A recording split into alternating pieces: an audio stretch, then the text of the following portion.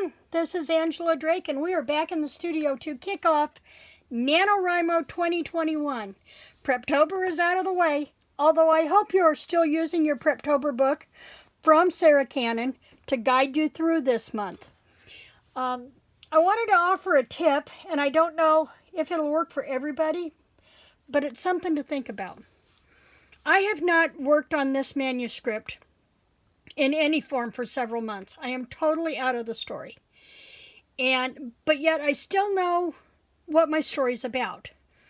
So what I do in the morning when I wake up, I take a few minutes to just lay there and start thinking about my story. I want to try getting back into my characters, figure out what's going on, and just reacclimate myself with my setting and my characters. And this morning, the first thing I thought about was, well, it started on a train, actually.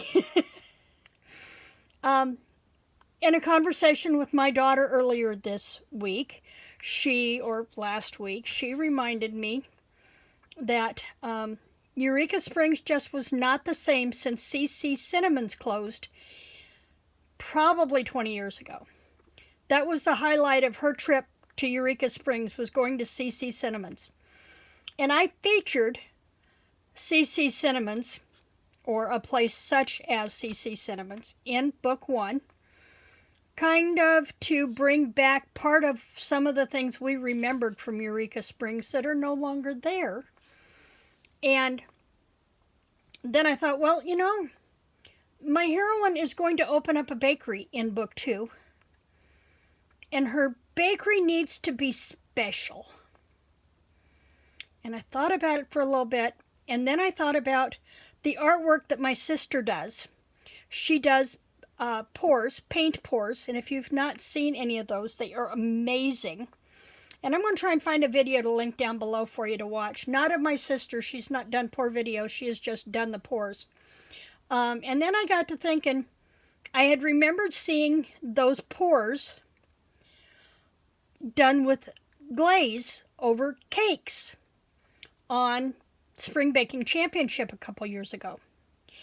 And I thought, what if I can bring the two together and there be pour designs within the floor of the bakery that would emulate those glaze pours over cakes or cupcakes or muffins, something. And then I thought about, well, what about if I create a corner for kids where those pours may be part of a game in the tea shop, in the bakery shop? Because the bakery shop is supposed to be where locals and tourists alike can come in and sit and enjoy a sweet treat, a coffee, a flavored water, tea, whatever. And if they're tourists, a lot of them have kids with them, and kids don't want to sit there and listen to grown-up talk.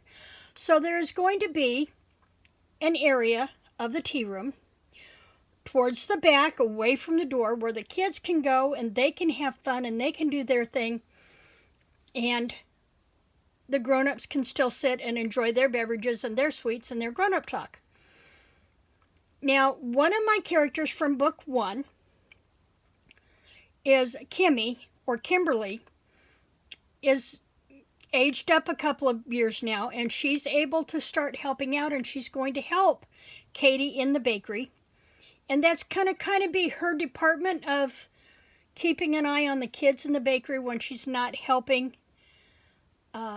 Katie do other things within the bakery. So my brain was working this morning. And so with my brain working on that scenario this morning, I know what I want to work on tonight. As I sit down here in about another hour to start getting my 5 sprints in for the day, I wanted to think about where I was going tonight. And I'll do the same thing in the morning. Wherever I've left off tonight or whatever, I wake up in the morning and think, okay, this is what I need to happen. And start building the scenario in my head so when I sit down to write tomorrow night, I can do it again.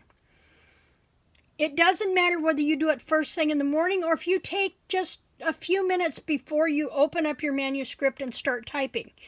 Think about where you left off. Think about where you want to go. And the coolest thing about being a writer is we can create whatever we want, regardless of the genre that we are writing in. We can create anything.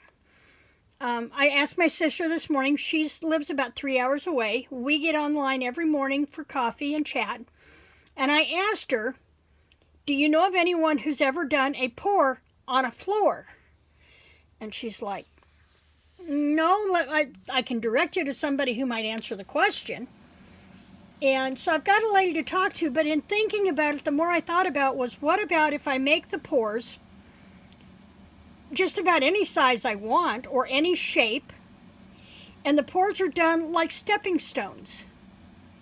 And then when the floor is created within the bakery, they can set forms that those tiles, pour tiles, will be set into.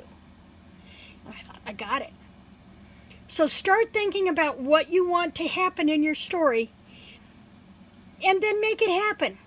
However you need to create the scenario, make it happen. This is what will make your story unique and make your story, even though it may be a trope that has been written in gazillion different ways over the years, what you do with that trope and what you bring to that story is what makes it your story and what makes it your voice.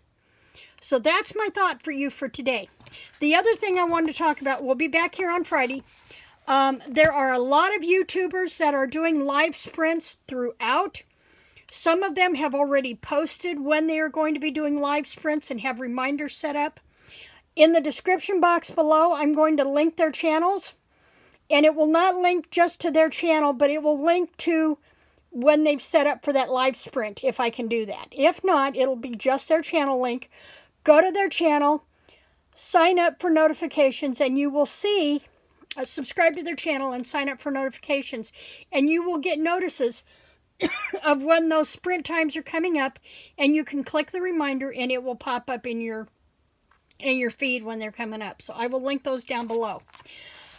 My goal tonight, 2,500 words or better. And I think with how I've mapped out this of what I want to do with this bakery and start making it more about Katie and her struggle to get her bakery open and less about bringing the remains of the soldier home and bring my characters more into this, I think I can make it a good start.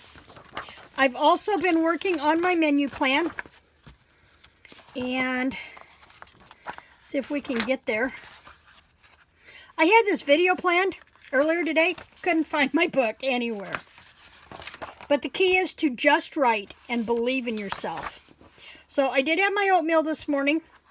I did have a sandwich for lunch.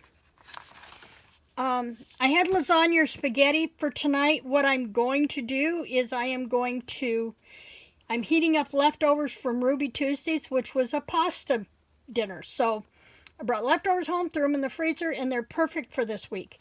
As I sat chatting with my girls tonight in my sprint group, I'm going to fill out my menu plan for the rest of the week, and then that will be ready to go, and I won't have to think about it. So, tell me in the comments below if you struggle to get into your story within the first few days, and see if maybe if we talk about it together in the comments, we can help everybody move forward and stick with our goals during NanoWriMo. I know this is a short video, but it's not a Friday video, so I just wanted to make sure that everybody was kicking off on Nano and that we have our sprint time set up. And if I can answer any questions or help, please reach out, leave me a comment below, or you will find me at Rainlight, RAINLYTE, on the Nano forums, and you can message me over there. Thanks for joining me in the studio today. Remember, like, share, and subscribe, and let's build this community. Happy writing!